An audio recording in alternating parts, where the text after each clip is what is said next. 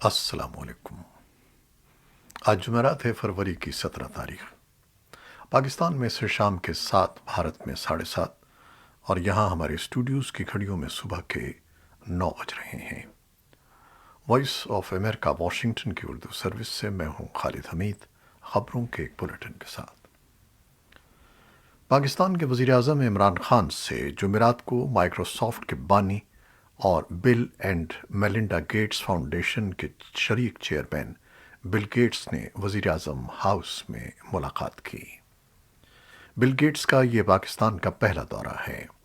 اسلام آباد پہنچنے کے بعد بل گیٹس نے انسداد پولیو پروگرام کے مرکز کا دورہ کیا، جہاں انہیں پروگرام کے سربراہ ڈاکٹر شہزاد بیگ نے ملک سے پولیو کے خاتمے کے لیے اٹھائے جانے والے اقدامات پر بریفنگ دی۔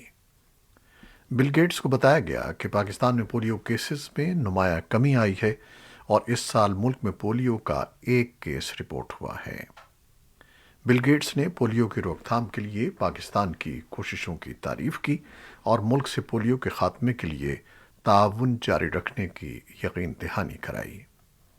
اس سے قبل ستمبر سن 2019 میں مائیکروسافٹ کے بانی نے نیو یارک میں وزیر اعظم عمران خان سے ملاقات کی تھی، جس میں بل اینڈ میلنڈا گیٹس فاؤنڈیشن کی جانب سے پاکستان کو احساس پروگرام پر عمل درآمد کے لیے $20 کروڑ فراہم کرنے پر اتفاق کیا گیا تھا۔ وزیر اعظم عمران خان اور بل گیٹس کے درمیان گزشتہ 3 برس کے دوران کئی بار ٹیلی فون پر بات چیت ہوتی رہی ہے، جس میں انسداد پولیو، کورونا وائرس سے نمٹنے اور غربت کے خاتمے کے اقدامات پر تبادلہ خیال کیا گیا۔ افغانستان کے لیے امریکہ کے نمائندہ خصوصی تھامس ویسٹ نے کہا ہے کہ امریکہ کے پاس افغانستان کے معاملے پر پاکستان کے ساتھ مل کر کام کرنے کے علاوہ دوسرا کوئی راستہ نہیں ہے۔ ان خیالات کا اظہار انہوں نے منگل کو واشنگٹن ڈی سی میں یو ایس انسٹی ٹیوٹ آف پیس میں ہونے والے مباحثے کے دوران کیا۔ تھامس ویسٹ نے افغان طالبان اور امریکہ کے درمیان امن معاہدے میں پاکستان کے کردار کو سراہنے کے ساتھ ساتھ یہ گلہ بھی کیا کہ اسلام آباد اکثر اوقات امریکہ کی تجاویز کو نظر انداز کر دیتا ہے۔ تھامس ویسٹ کا یہ بیان ایک ایسے وقت میں سامنے آیا ہے جب افغانستان پر طالبان کے کنٹرول کے بعد سے امریکہ اور پاکستان کے تعلقات میں سرد مہری دیکھی جا رہی ہے۔ امریکی حکام متعدد مواقع پر یہ کہہ چکے ہیں کہ اب پاکستان کے ساتھ ان کے تعلقات وسیع البنیاد ہونے کے بجائے صرف افغانستان کی صورتحال تک محدود ہیں۔ تھامس ویسٹ کے بیان پر پاکستان کی جانب سے تاحال کوئی باضابطہ رد عمل سامنے نہیں آیا ہے، البتہ اس سے قبل امریکی تحفظات پر پاکستان کا یہ موقف رہا ہے کہ پاکستان نے خلوص نیت سے افغان تنازع میں اپنا کردار ادا کیا ہے۔ پاکستان کے صوبہ خیبر پختونخوا کے میڈیکل یونیورسٹی کے وائس چانسلر ڈاکٹر ضیاء الحق نے افغانستان کے دارالحکومت میں اپنے ادارے کے کیمپس کھولنے کا اعلان کر دیا ہے۔ پشاور میں تعینات افغانستان کے سفارتکاروں کے ایک وفد کے ساتھ ملاقات میں ڈاکٹر ضیاء الحق نے کہا کہ وہ افغانستان میں لوگوں کو علاج معالجے کی سہولیات کی مشکلات سے بخوبی آگاہ ہیں اور اسی وجہ سے وہ خیبر میڈیکل یونیورسٹی کے کابل میں آف شور کیمپس کھولنے کا ارادہ رکھتے ہیں۔ افغانستان کے سفارتکاروں کے وفد کے سربراہ مفتی نور اللہ نے وائس چانسلر کا شکریہ ادا کرتے ہوئے کہا کہ پاکستان پچھلے کئی برسوں سے سخت وقت میں افغانستان کے لوگوں کو ہر ممکن مدد فراہم کرنے کو آگے رہا ہے۔ اسی بنیاد پر انہوں نے کہا کہ افغان عوام کو پاکستان کے پڑوسی ہونے پر فخر ہے۔ حکومت پاکستان نے سن 2004-05 میں کروڑوں امریکی ڈالرز کی لاگت سے کابل یونیورسٹی میں علامہ اقبال بلاک کو تعمیر کر دیا ہے، جہاں پر ادبیات کے مختلف شعبوں میں سینکڑوں طلباء اور طالبات تعلیم حاصل کر رہے ہیں، جبکہ پاکستان کے مختلف سرکاری تعلیمی اداروں میں ہر سال 1000 طلباء اور طالبات کو اسکالرشپس پر داخلے دیے جاتے ہیں۔ خیبر میڈیکل یونیورسٹی کے ڈائریکٹر تعلقات عامہ کا کہنا تھا کہ اسلام آباد اور کابل سے باقاعدہ اجازت ملنے کے بعد کابل میں آف شور کیمپس کے قیام پر کام شروع کر دیا جائے گا۔ پاکستان میں حزب اختلاف کی جماعتوں نے وزیر اعظم عمران خان کے خلاف تحریک عدم اعتماد لانے کا اعلان کیا ہے، جس کے لیے سیاسی جوڑ توڑ جاری ہے۔ اپوزیشن رہنما حکومت کی اتحادی جماعتوں سے رابطے کر رہے ہیں، تو وہیں حکمراں جماعت اپنے اتحادیوں کو متحد رکھنے کے لیے کوشاں ہے۔ ایسے میں پاکستان تحریک انصاف کے ناراض تھڑے جہانگیر ترین گروپ نے بھی سیاسی میدان میں متحرک کردار ادا کرنے کا اعلان کیا ہے۔ بدھ کی شب لاہور میں ترین گروپ کے اہم رکن اور ایک وقت میں عمران خان کے قریبی ساتھی سمجھے جانے والے اون چودھری کی رہائش گاہ پر اہم اجلاس ہوا۔ مقامی ذرائع ابلاغ کی رپورٹس کے مطابق ترین گروپ نے سیاسی صورتحال میں اپنا بھرپور کردار ادا کرنے کا فیصلہ کیا، جس میں اپوزیشن کی ممکنہ عدم اعتماد کی تحریک پر بھی غور کیا گیا۔ کرناٹک کے تعلیمی اداروں میں طالبات کے حجاب پہننے پر عائد پابندی کے خلاف کرناٹک ہائی کورٹ میں سماعت جاری ہے۔ پابندی کو عدالت میں چیلنج کرنے والی طالبات کی طرف سے سینئر وکلاء اپنے دلائل پیش کر رہے ہیں۔ کرناٹک کے سابق ایڈوکیٹ جنرل اور سینئر وکیل روی ورما کمار نے کہا کہ صرف حجاب پر پابندی عائد کی گئی ہے اور مسلم طالبات سے کہا گیا ہے کہ وہ عقیدے اور تعلیم میں سے کسی ایک کا انتخاب کریں۔ ان کے بقول پیٹریشنز کو صرف ان کے مذہب کی وجہ سے کلاس روم سے باہر کیا گیا ہے۔ ان کے بقول بندی لگانے، چوڑی پہننے، صلیب لٹکانے اور پگڑی پہننے والوں کو کچھ نہیں کہا گیا۔ اخبار ٹائمز آف انڈیا کے مطابق حکمراں جماعت بی جے پی کی اعلیٰ قیادت نے کرناٹک کے مقامی رہنماؤں اور ریاستی حکومت کو ہدایت کی ہے کہ وہ فریقین کو بتائیں کہ بی جے پی مسلم خواتین کی مخالف نہیں ہے اور یونیفارم کی پابندی کا معاملہ نجی تعلیمی اداروں پر چھوڑ دیا جائے۔ ادھر حجاب پر پابندی کے خلاف احتجاج کا سلسلہ جاری ہے۔ بعض مبصرین کے مطابق اگر یہ معاملہ جلد حل نہ ہوا تو ملکگیر تحریک شکل بھی اختیار کر سکتی ہے اور اسے اگلے سال ریاست میں ہونے والے اسمبلی انتخابات میں ایک ایشو بھی بنایا جا سکتا ہے۔ کرملن نے جمعرات کو کہا کہ یوکرین کی سرحد کے قریب مشقیں مکمل کرنے والی روسی افواج کو واپس بلانے میں وقت لگے گا، جبکہ امریکہ اور یوکرین کے دیگر اتحادیوں کا کہنا ہے کہ روسی فوجی عناصر کے پیچھے ہٹنے کے کوئی ٹھوس آثار نظر نہیں آ رہے ہیں، جس سے ایک نئے حملے کا خدشہ پیدا ہو گیا ہے۔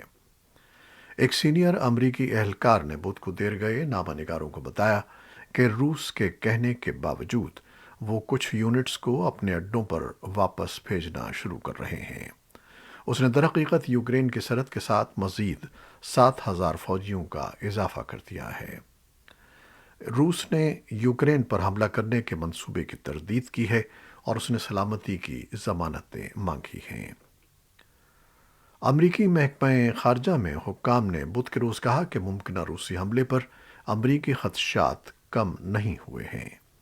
محکمہ خارجہ کے ترجمان نیڈ پرائس نے بریفنگ کے دوران کہا کہ یہ کل ہو سکتا ہے، آئندہ ہفتے ہو سکتا ہے یا اولمپکس کے اختتام سے پہلے ہو سکتا ہے۔ پرائس نے مزید کہا کہ اسٹیٹ ڈپارٹمنٹ نے یوکرین سے متعلق ایک ٹاسک فورس قائم کی ہے جو یوکرین کے خلاف روس کے فوجی خطرات کے ساتھ تیزی سے ہونے والی پیش رفت سے نمٹ سکے۔ کرملن ترجمان دمتری پیسکوف کے مطابق روسی صدر مذاکرات کے حق میں ہیں اور امریکی صدر کی سفارتی کوششوں پر آمادگی کو مثبت خیال کرتے ہیں۔ امریکی اور یوکرینی حکام نے بدھ کو کہا کہ انہوں نے سرحدوں پر تعینات 1,50,000 روسی فوجیوں میں سے کچھ کی واپسی کے ثبوت نہیں دیکھے ہیں۔ روس نے حالیہ دنوں میں یوکرین کی سرحد کے قریب 7,000 مزید فوجیوں کو شامل کیا ہے۔ یہ بات امریکی انتظامیہ کے ایک سینئر اہلکار نے صحافیوں کو بتائی۔ نیٹو کے سیکرٹری جنرل یانس اسٹولٹن برگ نے برسلز میں وزرائے دفاع کو بتایا کہ روس اب بھی انتباہ کیے بغیر یوکرین پر حملہ کر سکتا ہے۔ ایستونیا کے انٹیلیجنس چیف مک ماران نے دعویٰ کیا کہ روس یوکرین پر ایک محدود حملہ کرے گا جس میں میزائل بمباری بھی شامل ہے اور اہم علاقے پر قبضہ کر لے گا۔ ادھر روس نے یوکرین کی وزارت دفاع اور 2 بینکوں کو نشانہ بنانے والے سائبر حملے کی ذمہ داری سے انکار کیا ہے۔ یوکرین کے مغربی اتحادیوں نے گزشتہ ہفتے روس کے ایک ناگزیر حملے کے بارے میں خبردار کیا تھا اور اس ہفتے کے شروع میں اسے بدستور ایک نمایاں امکان کے طور پر دیکھا گیا ہے۔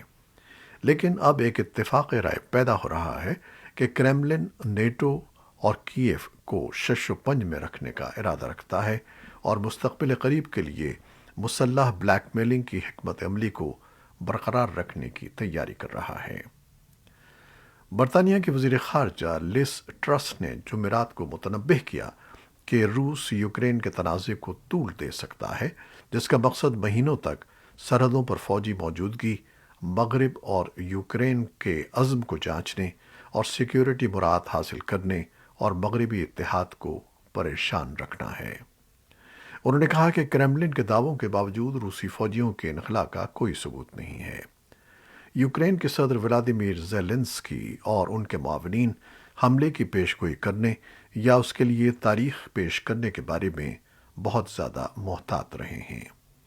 دوسری جانب کریملن نے اس بات کی تردید کی ہے کہ وہ یوکرین پر حملہ کرنے کی منصوبہ بندی کر رہا ہے اور مغربی رہنماؤں پر ہیجان پھیلانے کا الزام لگایا ہے۔ امریکی نائب صدر کاملا ہیرس آج جمعرات کو میونخ جا رہی ہیں، جہاں وہ حکام کے ساتھ روس اور یوکرین کے بارے میں اتحادیوں کے ساتھ مشاورت پر توجہ مرکوز کریں گی۔ جرمنی میں ہیرس میونخ سیکیورٹی کانفرنس میں امریکی وفد کی قیادت کریں گی۔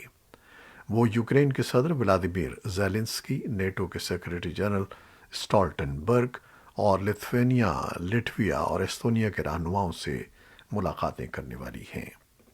حکام نے کہا کہ اس سفر کا مجموعی مقصد اس بات کو یقینی بنانا ہے کہ مغربی اتحادی مکمل طور پر ہم آہنگ ہیں اور روس کو آئندہ لاہے عمل کے بارے میں واضح پیغام دینا ہے۔ برطانیہ نے آسٹریلیا کے ساتھ معاہدے کے ایک حصے کے طور پر ہند بحر الکاہل میں سیکیورٹی کو مضبوط بنانے کے لیے $34 ملین کا وعدہ کیا ہے۔ دونوں ممالک کے رہنماؤں نے سنکیانگ کے انتہائی مغربی علاقے میں چین کی پالیسیوں کے بارے میں شدید تحفظات کا اظہار کیا ہے۔ برطانیہ کے وزیر اعظم بورس جانسن اور آسٹریلوی ہم منصب اسکاٹ موریسن نے جمعرات کو ایک ویڈیو کال میں آبنائے تاوان میں امن و استحکام پر زور دیا اور روس کو یوکرین پر حملہ کرنے کے خلاف خبردار کیا۔ جانسن اور موریسن نے سنکیانگ میں انسانی حقوق کی خلاف ورزیوں کی مصدقہ رپورٹوں پر شدید تشویش کا اظہار کیا اور چین سے ہانگ کانگ کے حقوق، آزادیوں اور اعلیٰ خود مختاری کے تحفظ کا مطالبہ کیا۔ امریکہ چین پر سنکیانگ میں اقلیتی مسلم یغوروں کی نسل کشی اور جبری مشقت سمیت بدسلوکی کا الزام لگاتا ہے۔ چین ان الزامات کی تردید کرتا ہے۔ صدر ایمانوئل میکرون کا کہنا ہے کہ فرانس مالی سے اپنی فوجیں واپس بلا لے گا، جہاں وہ اسلام پسند عسکریت پسندوں سے نبرد آزما ہیں، لیکن پڑوسی مغربی افریقی ممالک میں فوجی موجودگی برقرار رکھی جائے گی۔ میکرون نے پیرس میں ایک نیوز کانفرنس کے دوران اس اقدام کا اعلان کرتے ہوئے کہا کہ ہم مالی کے عبوری حکام کے ساتھ عسکری طور پر شامل نہیں رہ سکتے جن کے ساتھ ہماری حکمت عملی اور اہداف نہیں ملتے۔ فرانس کے ساحل کے علاقے میں تقریباً 4300 فوجی ہیں، جن میں مالی میں موجود 2400 فوجی بھی شامل ہیں۔ یورپی رہنماؤں نے ایک ساتھ جمعرات کو اعلان کیا کہ یورپی قیادت والی ملٹری ٹاسک فورس کے دستے بھی مالی سے نکل جائیں گے۔ اور اب کرونا وائرس سے متعلق خبریں۔ امریکہ میں وفاقی صحت کے اعلیٰ عہدیدار کا کہنا ہے کہ امریکہ اب اس مقام پر پہنچ رہا ہے جہاں کووڈ اب ایک مسلسل بحران نہیں رہا ہے، کیونکہ ملک بھر میں مزید شہروں، کاروباروں اور کھیلوں کے مقامات پر وبائی پابندیوں کو ختم کرنا شروع کر دیا گیا ہے۔ بیماریوں کے کنٹرول اور روک تھام کے مراکز یا CDC کی ڈائریکٹر ڈاکٹر روشیل والنسکی نے بدھ کو وائٹ ہاؤس کی بریفنگ میں کہا کہ حکومت آنے والے ہفتوں میں اپنی ماسک گائیڈنس میں تبدیلی پر غور کر رہی ہے۔ ان کا کہنا تھا کہ اومیکرون کے کم ہونے اور وائرس کو پیچھے چھوڑنے کے خواہش مند امریکیوں کے ساتھ حکومت اور کاروباری رہنما وبا سے متعلق اقدامات کو ختم کرنے میں CDC سے کہیں آگے ہیں۔ جرمنی کورونا وائرس کی بیشتر پابندیوں میں 20 مارچ سے نرمی کرنا شروع کر دے گا، کیونکہ اومیکرون ویریئنٹ کی وجہ سے انفیکشن میں ہونے والے اضافے کی شرح میں کمی ہوئی ہے۔ چانسلر آلوف شولز نے 3 مراحل میں زیادہ تر پابندیوں کو واپس لینے کے منصوبے کی توثیق کی اور 20 مارچ کو یوم آزادی قرار دیا۔ جرمنی کا یہ فیصلہ پڑوسی ملک آسٹریا اور سوئٹزرلینڈ کی جانب سے بہت سی پابندیوں کے خاتمے کے بعد سامنے آیا ہے، حالانکہ ابھی بھی وائرس تیزی سے پھیل رہا ہے۔ چینی رہنما شی جن پنگ نے بدھ کے روز ہانگ کانگ سے کہا کہ وہ اومیکرون کی وجہ سے پھیلنے والی وبا پر قابو پانے کے لیے تمام ضروری اقدامات کرے، جبکہ ہانگ کانگ کی چیف ایگزیکٹو کیری لیم نے انتہائی سخت اقدامات نافذ کرنے کی ہدایت کو مسترد کر دیا۔ ہانگ کانگ کی چیف ایگزیکٹو نے منگل کو صحافیوں کو بتایا تھا کہ کرونا وائرس کے انفیکشن کے نئے اضافے سے نمٹنے کے لیے مالیاتی مرکز پر مکمل لاک ڈاؤن نافذ کرنے کا کوئی منصوبہ نہیں ہے۔ لیب نے کہا کہ وبا کی 5ویں لہر کے حملے نے ہانگ کانگ کو بہت بڑا دھچکا پہنچایا ہے۔ برازیل کے پہاڑی شہر پیٹروپولس میں امدادی کارکنوں اور شہری حکام کا کہنا ہے کہ طوفانی بارشوں کے نتیجے میں مٹی کے تودے گرنے سے مرنے والوں کی تعداد کم از کم 94 ہو گئی ہے۔ ریو ڈی جینیرو کے شمال میں 68 کلومیٹر کے فاصلے پر واقع یہ شہر منگل کو طوفانی بارشوں کی زد میں آ گیا، جس سے سڑکیں ندیوں میں تبدیل ہو گئیں۔ یہ تھیں وہ خبریں جو فیس بک لائیو پر ہم نے آپ کے لیے پیش کی۔ ہماری ویب سائٹ، یوٹیوب اور پوڈ کاسٹ پر یہ بلیٹن پوسٹ کر دیا جاتا ہے۔ آپ ہمارے بلیٹن کو شیئر کرتے ہیں اور اپنے کمنٹس میں اپنی دعائیں اور محبتیں بھیجتے ہیں، جس کے لیے ہم آپ کے شکر گزار ہیں۔ اپنے اس سلسلے کو جاری رکھیے گا۔ خالد حمید اب اجازت چاہتا ہے۔ اللہ حافظ۔